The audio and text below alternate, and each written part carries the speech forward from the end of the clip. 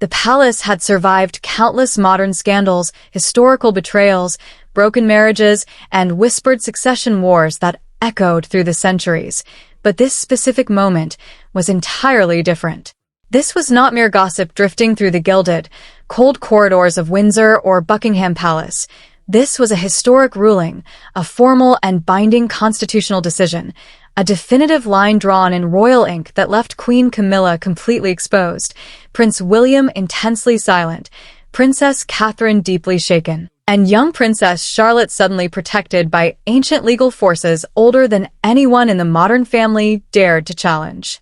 Camilla did not move a single muscle when the final words of the official decree were read aloud by the senior courtier. She sat with her hands perfectly still in her lap, her face tightening just enough for the anxious aide standing across from her to understand that the blow had landed far deeper than anyone in her household had ever expected. The Queen Consort had heard difficult, terrifying briefings before in her long, controversial life. She had survived cold glances from the public, deep-seated doubts from Parliament, family suspicion from the old guard, and decades of being unfairly measured against ghosts inside the British Monarchy. But this particular decision was fundamentally different because it did not question her fragile public popularity or her standing in the press. This questioned her direct constitutional authority, and it did so with the full, undeniable weight of the Privy Council, a formal and incredibly powerful group of senior advisors to the crown whose decisions can shape both royal and government matters behind the most heavily guarded doors in Britain. Prince William received the exact same news without a single hint of triumph or celebration. The Prince of Wales stood completely motionless as the ruling was carefully explained by his legal team, his heavy silence carrying far more weight than open anger. He was not listening to the briefing as a political rival within the family firm. He was listening intently as a protective father. Princess Charlotte's vast inheritance was never just a superficial matter of priceless historic jewels, massive financial trusts, or future family land settlements. It represented her lifelong protection, her ultimate financial independence, and her permanent, unassailable place inside a rigid royal system where even innocent children can become pawns and symbols before they are old enough to understand the immense danger swirling around them. The Privy Council's ruling made one single thing brutally and undeniably clear. Camilla had absolutely zero authority over Charlotte's inheritance and possessed no future role in any decision connected to the young princess's private royal assets. King Charles III found the sealed, heavy memorandum waiting directly on his desk late that evening.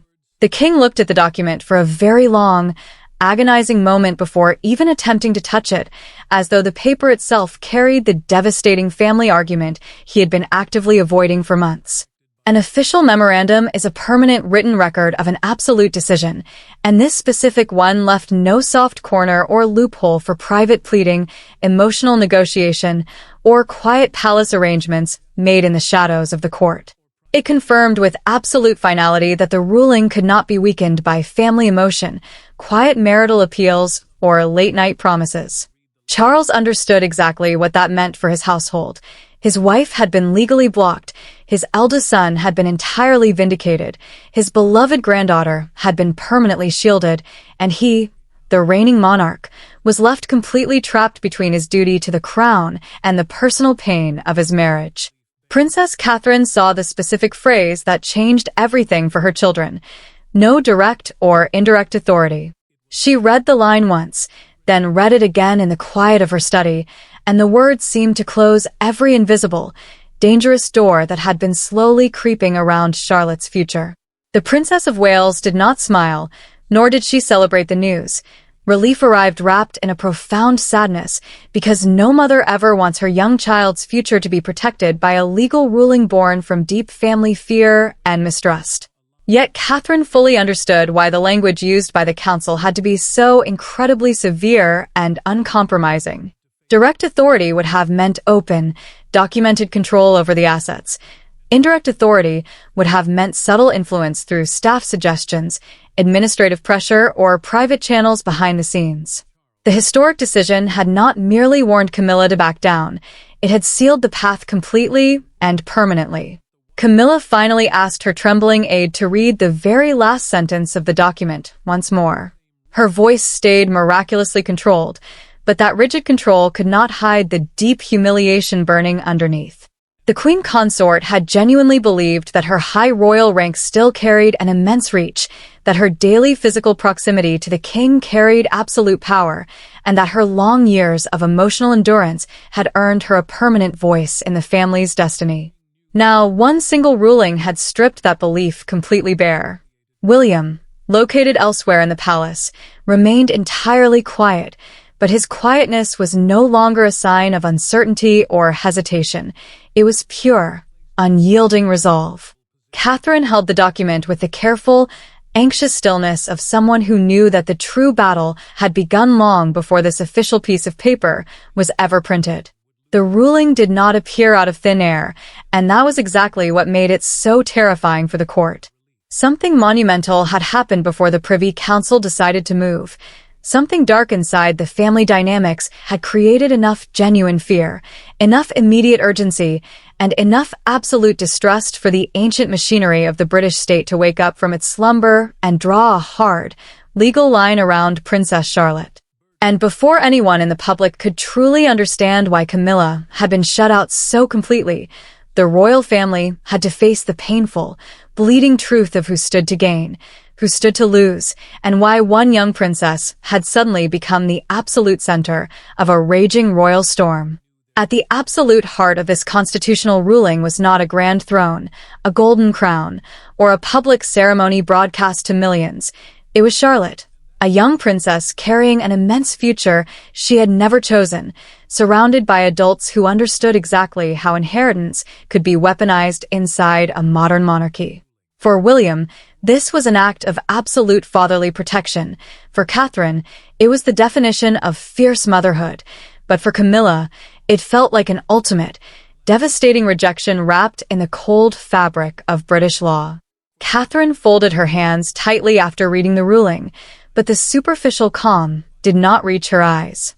She understood deeply why the decision mattered so much, because Charlotte's inheritance was not only about material wealth, gold, or tiaras. It was about legacy, complex family history, royal independence, and the fundamental right of a child to grow up without becoming a political tool in someone else's palace game. Inheritance in the royal world meant the historic property, the secret trusts, the ancient jewels, and the private rights passed down through generations, and in Charlotte's specific case, every single part of it carried immense emotional and political power. Catherine knew all too well that one wrong influence, one subtle manipulation from a step-grandmother's office, could turn a child's protection into immense psychological pressure. William stood beside his wife, quiet but completely firm, a future king who had seen enough of palace politics throughout his childhood to know exactly how softly and dangerously control could begin. A mere suggestion during an administrative meeting, a routine file review, or a friendly, probing question from the wrong office. That was precisely why he and Catherine had decided that Charlotte's future could never, under any circumstances, become a bargaining chip between adults with titles, old emotional wounds, and hidden ambitions. The young princess was not a symbol to be handled by a stepmother's household. She was their daughter, and the future king knew that the Privy Council had finally placed an unbreakable, permanent brick wall between Charlotte's inheritance and Camilla's reach. Every single royal crisis in the long and bloody history of the British monarchy has a definitive, quiet beginning, but not every beginning looks cinematic, theatrical, or dramatic when it first occurs in the shadows of the court. Sometimes, the true point of no return is merely a single sentence spoken too softly over a crystal glass, a deliberate pause during a formal dinner that lasts just a second too long, or a seemingly innocent question asked in the completely wrong room to the wrong people. For this unprecedented constitutional crisis involving the highest ranks of the family, the irreversible turning point came during a strictly private, unminuted family gathering at Windsor, when Camilla unexpectedly asked about young Charlotte's future inheritance arrangements long before anyone in the immediate family expected her to raise the subject. Camilla chose her words with an incredibly sharp, calculated precision that evening, but the heavy atmosphere in the room still changed instantly the moment the syllables left her mouth. The Queen Consort had been speaking casually after a high-profile children's charitable reception at Windsor Castle, a private family gathering that was originally meant to feel entirely gentle, safe, warm, and tightly controlled. A charitable reception in the royal world is a highly formal event where senior royals meet prominent guests connected to public causes, and this specific one had centered beautifully on young people, duty, selflessness, and the heavy responsibilities of the next generation. That was precisely why her probing question cut so sharply through the remaining warmth of the evening like a razor-sharp blade.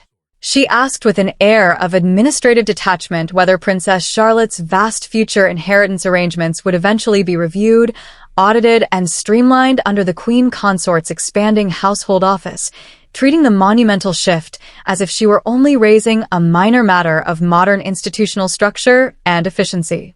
But Prince William, sitting directly across from her, heard something entirely different, dangerous, and immediate beneath that polite, bureaucratic language.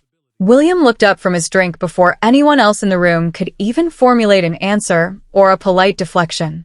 The Prince of Wales understood the hidden danger buried deep inside polite, elegant palace language, because true palace power rarely arrives at your door shouting or waving a sword. It enters silently through scheduled meetings, reorganized offices, archived files, and the quiet, persistent administrative claim that a financial asset is only being reviewed for the good of the family firm. Charlotte's inheritance was absolutely not a minor family matter or a routine piece of paperwork. It carried highly private family trusts, priceless royal objects of immense historical value, centuries of family protections, and the intense emotional legacy of a young child born into a rigid system that could cynically use her name long before she was old enough to understand its crushing weight. To William's protective mind, Camilla was not just asking an innocent logistical question to help the family. She was actively, strategically moving her household closer to his young daughter's private future. Princess Catherine felt a sharp wave of internal alarm long before she even attempted to speak or break the tension. The Princess of Wales instinctively glanced toward the empty armchair where Charlotte had been happily sitting and coloring earlier that same evening, and that empty space suddenly felt terrifyingly cold and vulnerable. She vividly remembered her young daughter laughing without a care in the world just an hour before the adult conversation turned so incredibly heavy and strategic, and that pure memory made the current moment feel even more chilling. Catherine did not openly accuse Camilla of overstepping, nor did she interrupt the Queen Consort with anger, but her total, rigid silence became a terrifying warning of its own because fierce motherhood had heard exactly what royal protocol tried so hard to soften and disguise. Charlotte's innocent name had just entered a room where ambition, institutional authority, and control were already breathing heavily. William answered the question with an incredibly controlled, icy restraint that stunned the few courtiers present. The prince told Camilla directly that Charlotte's private affairs would remain permanently and exclusively under parental protection and long-established independent royal trusteeship, completely separated from any expanded or future consort role. A trusteeship means a binding legal arrangement where highly trusted, legally bound people manage massive assets and historic responsibilities for someone else, especially when that vulnerable person is still very young and needs absolute protection from internal family politics. His words were superficially calm, polite, and elegant, but the underlying constitutional meaning was rock hard. There would be no review, no administrative transfer, no new bureaucratic channel, and no quiet, hidden doorway through which the Queen Consort's office could ever step into his daughter's inheritance. King Charles III said absolutely nothing quickly enough to defuse the situation, and that devastating, lingering silence stayed with William for months. The king looked down, deeply torn between his defensive wife and his furious son, caught completely in the terrible, agonizing space between marital peace and his supreme duty as a monarch. Camilla waited with visible tension for her husband's open support, but the king offered only a profound, heavy hesitation. William remembered that specific pause later not merely as a sign of his father's personal weakness, but as absolute, undeniable proof that informal family promises and blood ties could easily fail when the administrative pressure became highly personal. Catherine remembered that heavy silence, too, because the princess deeply understood that Charlotte's ultimate protection could never depend on someone finding their courage at the perfect, convenient moment. A highly senior private secretary, standing discreetly in the shadows, wrote the entire interaction down before the night ended. The official note described the brief exchange in exceptionally careful, guarded language, but careful language could not possibly hide the sheer shock waves it carried through the household. A private secretary is a senior aide who handles the most sensitive and explosive royal matters, and this specific written record became the very first thread in a massive chain of actions that eventually reached the highest constitutional advisors of the state. Camilla had asked one single question. William had drawn one hard line. Charles had hesitated just once. And suddenly, the family's deeply hidden fear had a permanent, undeniable written record that could not be erased. That single question changed everything forever, because once William firmly believed that Charlotte's future had been touched by a stepmother's ambition, he completely stopped treating the matter as a piece of minor family discomfort and immediately started treating it as a literal line of national defense. The final confrontation did not happen in front of television cameras, senior state advisors, or ceremonial witnesses. It happened behind a heavy, closed door where royal politeness finally cracked completely under the immense weight of a father's protective fear. William entered the private room prepared to speak with calm, professional diplomacy, but one look at Camilla's completely composed, unapologetic expression told him that mere manners would never be enough to end this creeping threat. This was no longer about family etiquette or respect for titles. It was about survival. William shut the massive door himself, refusing to bring aides, personal lawyers, or his private secretary because this specific meeting had to be completely stripped of every polite excuse and protocol. No aide, no matter how senior, could carry the immense emotional weight of what he desperately needed to say to the woman who shared his father's throne. Charlotte's inheritance had officially crossed the line from a private family concern into a matter of intense, personal defense. The future king understood with absolute clarity that if he allowed even one soft exception, one polite compromise, or one careful suggestion to pass, the protective boundary around his daughter would begin to crack and dissolve.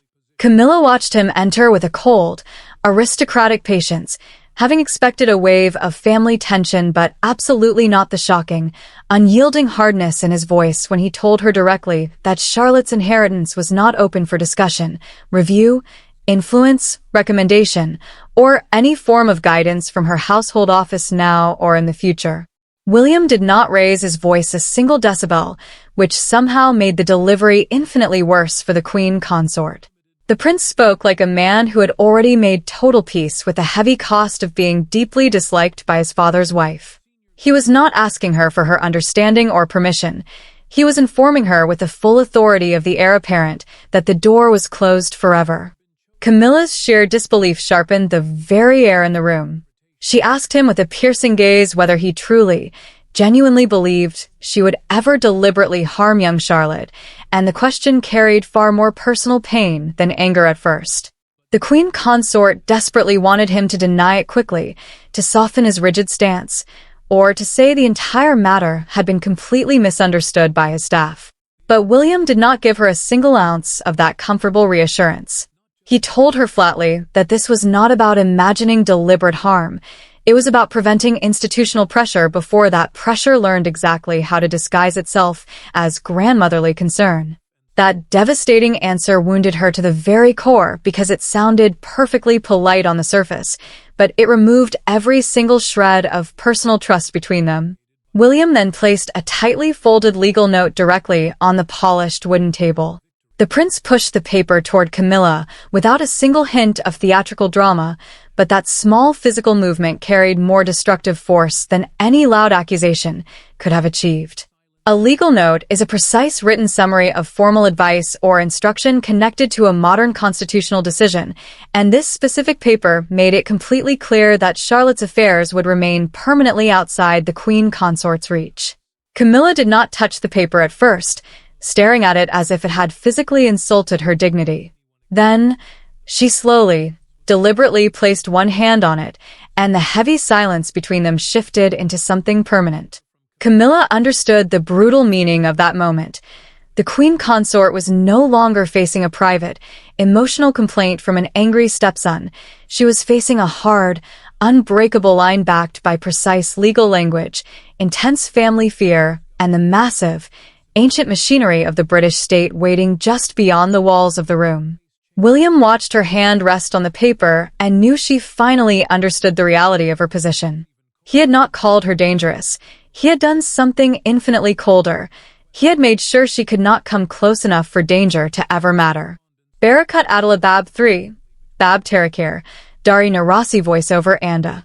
Melanjutkan Kezanam Bungan Dari Bab Sebalumnia, Bagian Penyudup Ini Dichalis Sekra Expansive, Penaketalaman Emotional, Dan Diselsaken Sekra Tuntas Tampasa Bagian Atau Jita Wakta Untuk Menu High Target Karakter Yang Masif. B. Narasi voiceover, Bab 3, Selasai. English version. Behind every single major royal decision in the long structural history of the British monarchy stands a deeply hidden, complex architecture of constitutional power consisting of senior advisors, legal clerks, ancient procedures, and signatures that carry far more practical force than human emotion ever could. Camilla may have realistically believed that the family could casually negotiate its way through the immediate emotional damage behind palace doors, but the ultimate ruling by the Privy Council revealed something infinitely colder and more permanent to her household. Princess Charlotte's inheritance was no longer being protected merely by parental preference or temporary family arrangements. It was being explicitly and aggressively protected by the permanent machinery of the state institution itself. King Charles III read the final constitutional advisory file entirely alone in his study later that afternoon, and the absolute silence around him felt significantly heavier than any shouting argument he had faced in his youth. The king carefully placed his reading glasses beside the heavy paper and did not speak to his aides because the words printed in front of him had already spoken definitively for everyone involved.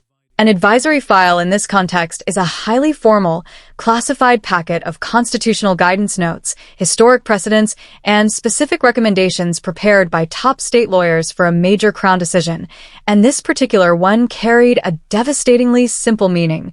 Camilla's status as queen consort gave her immense social rank, but it gave her absolutely zero legal control over Princess Charlotte's inheritance.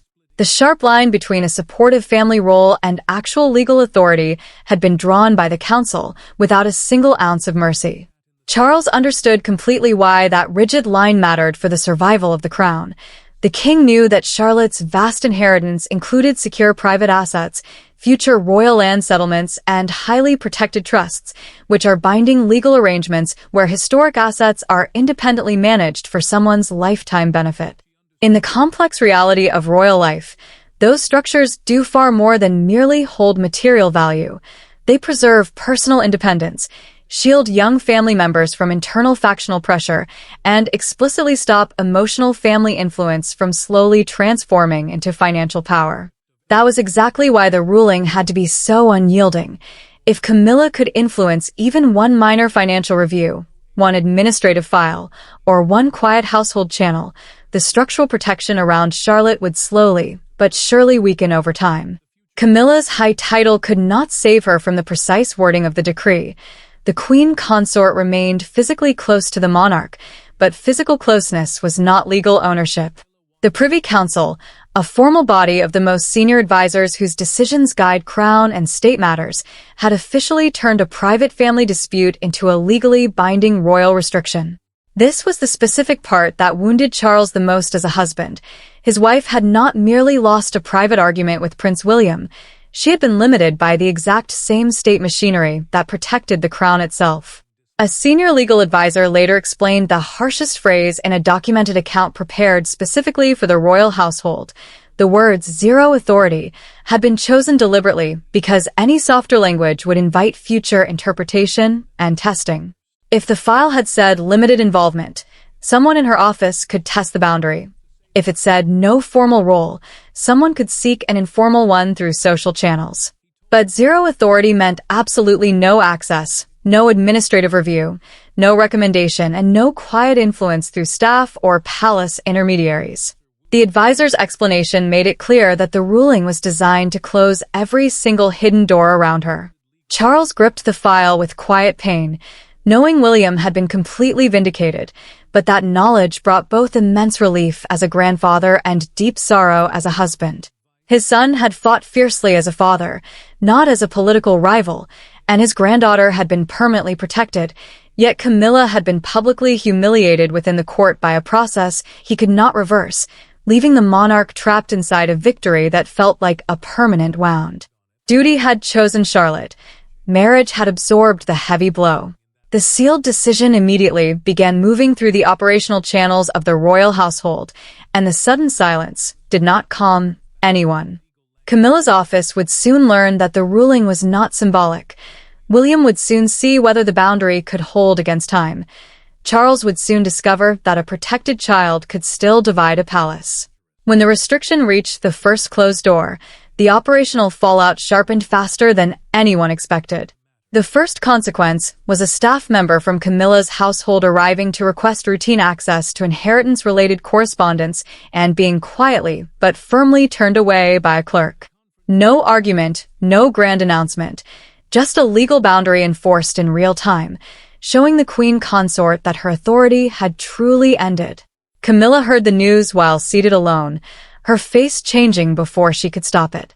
Her aide had gone to request Charlotte-related papers, the kind of correspondence that once passed quietly between offices. Correspondence means the official letters, financial notes, and records exchanged between royal staff, showing who can see or shape decisions around the young princess's future. Now, that access was entirely gone. William made sure the refusal stayed perfectly respectful, telling his team there would be no public humiliation campaign, no whispering victory, and no deliberate insult sent across the palace corridors. The future king wanted quiet enforcement, not a public spectacle, yet even quiet enforcement carried a message sharper than any speech. Catherine felt the meaning deeply. She did not cheer when she heard the news, but simply placed a hand gently on Charlotte's hair during a private moment, allowing herself a breath of relief. For Catherine, the closed door meant her daughter could remain an innocent child, completely untouched by the complex adult conflict surrounding her name. Charles felt the palace dividing around him, understanding that the ruling now had full operational power, changing the way staff worked and files moved every day. His wife's household had been legally stopped, his son's instructions had been followed, and his granddaughter's protection had been permanently enforced. Camilla sat in the silence after her aide left, her pride giving way to wounded isolation because the palace had not merely told her no, it had shown her no. She understood now that the words zero authority were meant for doors, desks, staff, and every quiet route through which influence once traveled. William remained firm, but the victory felt heavy, knowing Charles could not ignore the pain this caused.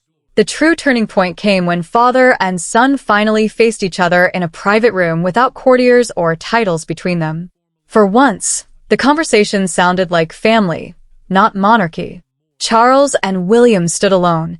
The king wanted peace, the prince wanted protection, and between them stood the invisible weight of everything left unsaid. Charles looked older, telling William that Camilla had been deeply wounded by the ruling, his words sounding like grief rather than defense. A ruling means a formal decision with full institutional force behind it, and this one had placed a permanent limit around the queen consort. William listened without interrupting, his father's sadness changing the air. He told Charles he never wanted humiliation, only a safeguard strong enough to protect Charlotte before anyone could test the edge of her future. The future king spoke as a father, and that difference finally reached the monarch. Charles admitted that Charlotte's protection had to come before anyone's pride, including Camilla's, an admission that changed everything between them. William spoke Catherine's name carefully, telling Charles she had carried the fear quietly for months, wanting Charlotte untouched, not Camilla destroyed. Once Charles understood that maternal trust was the center of the crisis, the ruling no longer looked like an attack. It looked like necessary protection. Charles promised there would be no appeal, no soft revision, and no private exception later. Refusing an appeal meant the decision would stand exactly as written. Camilla would remain queen consort, but Charlotte's inheritance would remain forever beyond her reach. The silence carried a strange mercy. Charles had stopped shielding his wife from the consequences, and William had forced his father to see the matter through a parent's eyes. By morning, the palace could no longer contain the shock as the ruling entered public awareness, appearing on phone screens, radio debates, and newspaper stands across the country. What began as a private family boundary now looked like a massive national statement. Charlotte's future belonged exclusively to Charlotte, not to palace influence or marital rank. Crowds gathered outside Buckingham Palace, the official London residence and working headquarters of the monarch, reading headlines that read, "Consort cut off from Charlotte's inheritance." Public attention had reached the heart of royal power. Catherine turned the broadcast off in her study, not because she regretted the protection, but because the public cost had become visible. Charlotte was still a child, yet her inheritance was a national subject. William accepted the public division because the ruling had never been about popularity. It was about preventing influence from reaching Charlotte through soft channels. Camilla saw the headlines and remained perfectly still, realizing the country was not only watching her limitation, but judging what her role truly meant. Palace Communications issued a restrained response saying the family remained committed to continuity, protection, and respect for established structures. Palace Communications means the official team managing royal statements, and their careful wording was crucial to avoid reopening wounds. The public split fast. Some saw Camilla as limited by a system that never fully trusted her, while others saw William and Catherine as parents doing what the monarchy should always do, protect the child. In the end, the ruling did not destroy the monarchy.